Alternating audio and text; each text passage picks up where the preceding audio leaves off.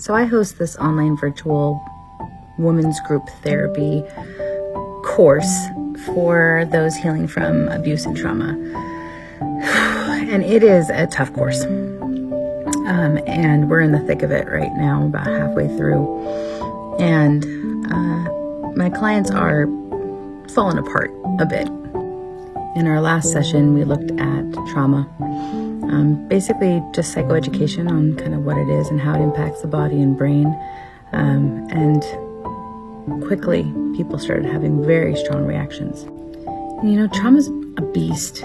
It is something that's so difficult to grapple with because it's misunderstood, it's minimized, it's ignored, and it is so pervasive in life that really, I would say that life in and of itself is just traumatic. I mean, I could do a TikTok every single day from now until what feels like the end of my life and not cover all of the ins and outs of trauma, what it is, how it impacts us, on and on and on. And while there's similarities, it's also a deeply personal experience, which means that each person's trauma healing and recovery process looks a bit different.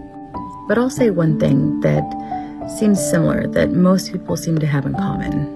And this thing that everybody has or does that I see is the thing that seems to make it so much harder and more painful to deal with. And it's that we just are so terrified of and struggle with the emotions in and of themselves. It's not the grief, it's the resistance to feeling the grief. It's not the pain, it's the fear of feeling the pain. It's not so much the belief systems that you developed, it's the recognition that those belief systems have been running your life and you don't even know who you are anymore.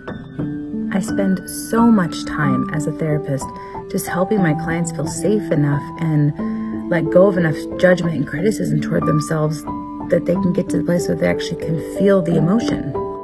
I'm like, man, that is more than half the battle. And it makes me sad because it's this way because of how we were raised, the society we live in. If we embraced and normalized and understood and taught on all the different emotions and what they were, if we understood that pain and suffering was just a part of life, and while sometimes terrible, it's not something that can be avoided, I think we'd be better off. And I think we'd see people heal much more quickly and much more easily. So, at some point you gotta stop fighting it. You gotta surrender. You gotta give into it because the only way out is through. And you deserve healing.